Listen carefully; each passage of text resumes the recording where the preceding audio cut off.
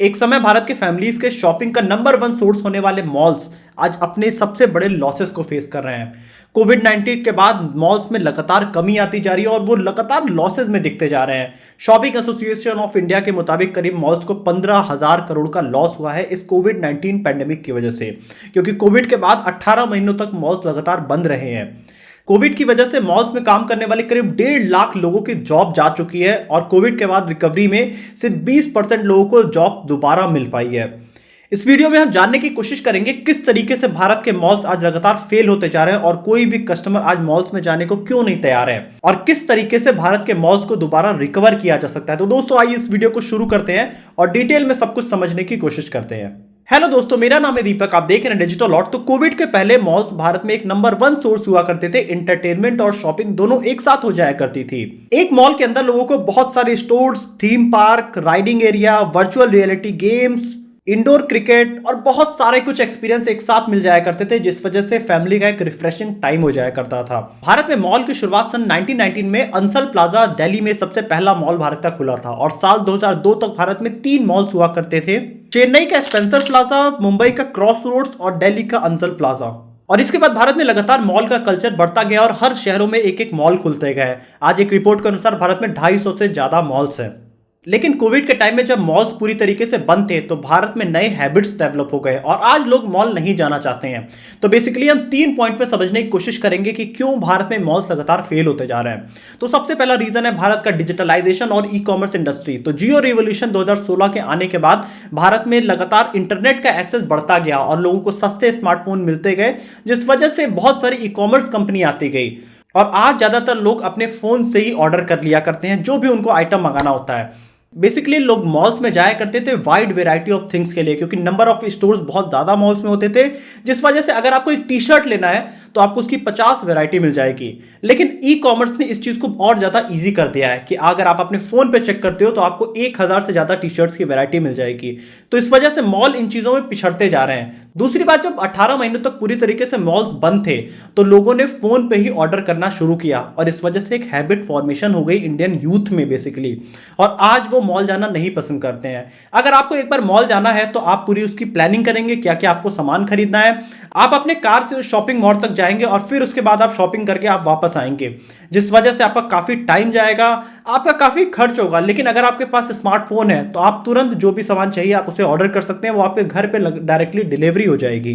तो e commerce लोगों को ज्यादा इजी तरीका लगता है और आज लोग अपने एंटरटेनमेंट के तरीके के लिए घूमना ज्यादा पसंद करते हैं किसी दूसरे शहर में जाके, क्योंकि वही मॉल्स रोज अगर लोग देखते हैं तो वो उससे बोर हो गए हैं, क्योंकि एक ही मॉल में आप रेगुलर नहीं जा सकते हैं। और एक दूसरा बड़ा रीजन है कि लोगों को लगता है कि मॉल्स में क्राउड बहुत ज्यादा होगा और आज भी लोगों के मन में कोविड 19 का डर बहुत ज्यादा है, जिस वजह से लोग मॉल जाना पसंद नहीं किया करते हैं। अगर मैं अपना पर्सनल एक्सपीरियंस बताऊं तो मैं कोविड के बाद सिर्फ 3 से 4 बार ही किसी मॉल में गया हूंगा। आप कमेंट ऑप्शन में अपना एक्सपीरियंस लिख के बताइए कि आप साल 2020 के बाद आप कितने बार मॉल्स अभी तक गए हुए हैं।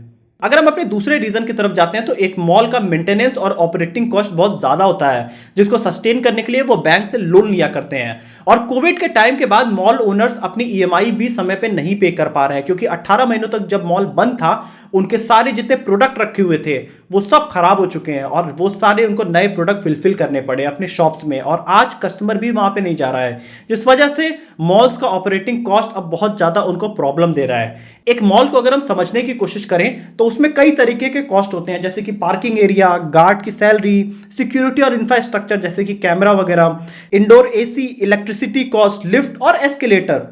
इन सब जगहों के मेंटेनेंस में काफी ज्यादा कॉस्ट लगता है। और साल जब 2021 में मॉल्स दोबारा रीओपन हुए तो सारे मॉल ओनर्स ने अपने पॉकेट से पैसे लगा के इन चीजों को दोबारा फिलफिल किया, बट जब कस्टमर उसमें नहीं जाएगा तो पर डे मॉल्स प्रॉफिट की जगह दोबारा लॉसेज में जा रहे हैं, जिस वजह से मॉल्स इंडिया में लगातार आप देखेंगे कि बंद होता जा रहा है। फिर चाहे वो मुंबई के गोरेगांव का हब मॉल हो या फिर वंडर मॉल हो थाने का या फिर मुलुंड का लाइफस्टाइल मॉल हो, ये सारे मॉल्स आज चल रहे हैं सिर्फ अपने फूड कोर्ट की वजह से, क्योंकि लोग वहां कुछ कुछ खाने जाया करते हैं, जिस वजह से मॉल का बेसिक पैसा आ जाया करता है। बट शॉपिंग आज बहुत ही ज्यादा कम हो गई है इंडिया के सारे मॉल्स के अंदर।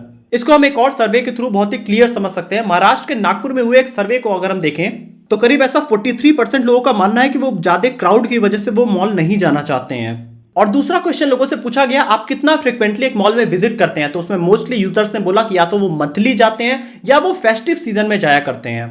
तीसरा क्वेश्चन लोगों से पूछा गया कि क्यों शॉपिंग मॉल लगातार बंद होते जा रहे हैं, तो उसमें सबसे बड़ा रीजन था कोविड-19 क्राइसिस। और 15% लोगों ने माना कि ई कॉमर्स इंडस्ट्री की वजह से शॉपिंग मॉल्स में लोग जाना नहीं पसंद करते हैं। अगर हम अपने तीसरे रीजन को समझने की कोशिश करें तो वो है कंज्यूमर का माइंडसेट। कंज्यूमर का माइंडसेट लगातार चेंज होता जा रहा है इंडिया में। आज शॉपिंग डिसाइड होती है कि इंस्टाग्राम पे क्या ट्रेंड चल रहा है, और इंस्टाग्राम पे जो ट्रेंड आता है उसके 3 दिन के अंदर ही ई कॉमर्स साइट्स वही ट्रेंड लॉन्च कर दिया करती हैं। लेकिन अगर आप मॉल में जाते हो तो मॉल्स बेसिकली फेस्टिव सीजन जब आता है तब वो अपने सारा ट्रेंड चेंज किया करते हैं, या फिर वो मंथली या 3 मंथ पे वो अपने सारे ट्रेंड चेंज किया करते हैं, क्योंकि एक मॉल के लिए इतना पॉसिबल करना नहीं है। लेकिन ई कॉमर्स इंडस्ट्री बहुत क्विक होती है, वहां पे लोग तुरंत जो भी ट्रेंड आता है उसको तुरंत अप्लाई कर देते हैं। अगर रणवीर सिंह ने कोई नया कपड़ा पहना है तो वो कपड़ा जल्दी ट्रेंड में आता है और ई कॉमर्स साइट उसको 2 दिन के अंदर ही लॉन्च कर दिया करते हैं। लेकिन वही चीज एक मॉल में आने में करीब 1 से 2 महीने लग जाया करते हैं, जिस वजह से फास्ट फैशन का दौर ये है और यहां पे मॉल्स पिछड़ते जा रहे हैं। ऑनलाइन ऑर्डर करना इसलिए भी कन्वीनियंट है कि अगर आपको वो कपड़ा नहीं अच्छा लगा तो आप इजीली उसे रिटर्न कर सकते हैं, और मॉल्स में अगर आप एक कपड़ा लेके आते हैं तो आपको दोबारा जाके रिटर्न करना पड़ेगा। ये लोगों के माइंड में एक चीजें बैठ गई हैं कि हम ई कॉमर्स आज बहुत इजी हो गया, और इसके साथ लोगों को कई सारे कैशबैक ऑफर्स, क्रेडिट कार्ड से ऑफर्स मिल जाते हैं, जिससे कि काफी ज्यादा शॉपिंग एक्सपीरियंस अच्छा हो जाता है और लोगों को काफी अफोर्डेबल रेट में कपड़े मिल जाते हैं। इसमें एक और बड़ा रीजन है अमेजॉन और फ्लिपकार्ट की जो सेल आती है, उस वजह से भी वो एक मार्केट में बड़ा हाइप क्रिएट कर देते हैं, जिससे लोग अब मॉल जाते ही नहीं है और वो वेट करते हैं अमेजॉन और फ्लिपकार्ट की सेल कब आएगी। यहां पे मार्केटिंग भी एक बड़ा रोल प्ले करती है। जैसे अगर आपको एक टी शर्ट खरीदना है और आपने गूगल पे कहीं भी सर्च कर लिया टी शर्ट, तो आपको इतने सारे एड्स दिखेंगे, चाहे आप फेसबुक चला रहे हो चाहे आप यूट्यूब चला रहे हो, आपको हर जगह एड्स दिखेंगे और वो किसी न किसी तरीके से अपना प्रोडक्ट आपको बेच ही देंगे। यही तरीका काम करता है एडवर्टीजमेंट इंडस्ट्री का। यहाँ पे मॉल्स के फेल होने का एक और बड़ा रीजन है, मॉल्स के अंदर बहुत सारी शॉप्स होती हैं जो कि रेंटेड होती हैं।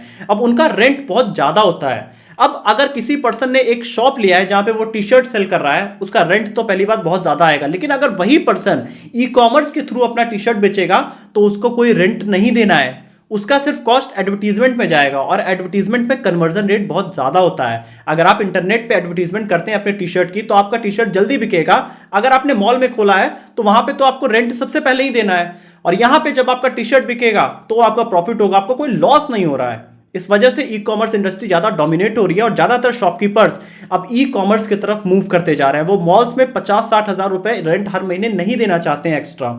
यहां पे एक और छोटा सा रीजन बड़ा इंपैक्ट क्रिएट करता है कि जब भी किसी शहर में कोई नया मॉल खुलता है वहां पे क्राउड बहुत ज्यादा बढ़ जाता है, और जो बाकी के पुराने मॉल्स होते हैं वहां क्राउड बहुत कम हो जाता है, क्योंकि लोग एक ही मॉल में जाके बोर हो जाते हैं, और जब कोई नया मॉल अगर वहां खुल गया तो उसमें ज्यादा लोग जाना पसंद किया करते हैं, जिस वजह से भी पुराने मॉल्स की कंडीशन इंडिया में बहुत ज्यादा ही खराब हो चुकी है। तो यहाँ पे आप सबसे बड़ा क्वेश्चन उठता है कि क्या अब ये मॉल्स इंडिया के रिकवर किए जा सकते हैं? तो इसको अगर हमें समझना है, एक बार हिस्ट्री में हम देखते हैं तो एक बार और ऐसी सिचुएशन क्रिएट हुई थी साल 2008 के क्राइसिस के बाद, क्योंकि जब 2008 का क्राइसिस आया था उसके बाद भी मॉल्स के साथ बहुत प्रॉब्लम आई थी, और साल 2008 से 2010 के बीच में मॉल्स काफी ज्यादा पैनिक सिचुएशन में थे, उनको काफी ज्यादा लॉसेज हुए थे। लेकिन 2011 के बाद से फिर से मॉल्स का कल्चर इंडिया में बढ़ गया था, क्योंकि इंडिया में बाइंग कैपेसिटी फिर से बढ़ गई थी। लेकिन उस समय जो प्रॉब्लम थी वो थी मनी की, लेकिन आज प्रॉब्लम मनी की नहीं है। लोगों के पास पैसे आज इंडिया में हैं, लेकिन प्रॉब्लम है कि उनका एक कंपटीटर आ गया है मॉल्स के। आज ई कॉमर्स एक बड़े कंपटीटर है,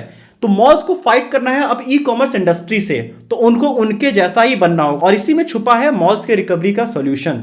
भोपाल के कैपिटल मॉल ने कुछ ऐसा ही किया। उन्होंने जितने भी लिस्टेड शॉप्स उनकी यहाँ थी उन सबको उन्होंने अपने एक ऐप के थ्रू जोड़ दिया, और अगर पूरे भोपाल में कोई भी उन ऑर्डर करना चाहता है तो वो ऑर्डर कर सकता है और उनके घर पे लगातार डायरेक्ट डिलीवरी हो सकती है। तो यहाँ पे वो दोनों मॉडल पे आ गए, वो ई कॉमर्स मॉडल पे भी आ चुके हैं और वो रेगुलर मॉल्स के भी मॉडल पे हैं। तो ये दोनों मॉडल पे चलना पड़ेगा। दूसरा, अगर मॉल्स की रिकवरी करनी है तो यहाँ पे एक बड़ा स्टेप लेना पड़ेगा, क्योंकि आने वाले टाइम में आप देखेंगे मॉल्स लगातार इंडिया में और ज्यादा डाउनफॉल की तरफ जाते जाएंगे। इंडिया में लोग क्रिकेट बहुत पसंद करते हैं, इंडिया में लोग कबड्डी बहुत पसंद करते हैं, तो यहाँ पे अब कुछ इंडिया में ओपन मॉल्स बनाने होंगे और हर शहर में कुछ क्रिकेट मैचेस होने चाहिए और उसके आसपास इंडिया में मॉल्स हो, ये ओपन मॉल्स होने चाहिए। अगर आप देखें कि आईपीएल इंडिया का सबसे पॉपुलर चीज है जिसको इंडिया के सारे शहरों में भी ऑर्गेनाइज किया जा सकता है। एक आईपीएल में जितने मैचेस होते हैं अगर उसको हर शहर में ऑर्गेनाइज किया जाए तो वो काफी इजी हो जाएगा वहां के मॉल्स की प्रोडक्टिविटी बढ़ाने के लिए, क्योंकि जब लोग क्रिकेट देखने जाएंगे तो वहां पे शॉपिंग करेंगे और वहां पे लोगों की संख्या ज्यादा बढ़ती जाएगी। दोस्तों, आपको लग रहा होगा कि ये एक बहुत कॉम्प्लेक्स तरीका है, लेकिन आज लोग मॉल्स क्यों नहीं जाना चाहते हैं? उसके पीछे रीजन है कि लोग मॉल से बोर हो चुके हैं। अब लोगों ने बहुत मॉल्स यूज कर लिया, अब लोग ई कॉमर्स की तरफ जा रहे हैं। तो अगर मॉल्स में इंटरटेनमेंट का कोई तरीका ला दिया गया, और वो इंटरटेनमेंट का इंडिया का नंबर 1 सोर्स है क्रिकेट, तो अगर ओपन मॉल्स हो जाएं जहां पे स्टेडियम्स भी हों, मॉल्स भी हों, फूड कोर्ट्स भी हों हर शहर में, वहां पे मॉल्स ज्यादा तेजी से बढ़ सकते हैं। और गवर्नमेंट को यहां पे एक इनिशिएटिव भी लेना पड़ेगा इन मॉल्स के साथ मिलकर, नहीं तो आप अगले 5 साल में देखोगे कि इंडिया में मॉल्स लगातार गिरते जाएंगे और कुछ ही मॉल्स खाली सर्वाइव कर पाएंगे। तो दोस्तों कमेंट ऑप्शन में आप लिख के बताइए कि क्या और तरीके हैं इंडिया में मॉल्स को रिकवर करने की। वीडियो अच्छी लगी तो वीडियो को लाइक करिएगा, चैनल को सब्सक्राइब करिएगा और बेल आइकन भी प्रेस करिएगा।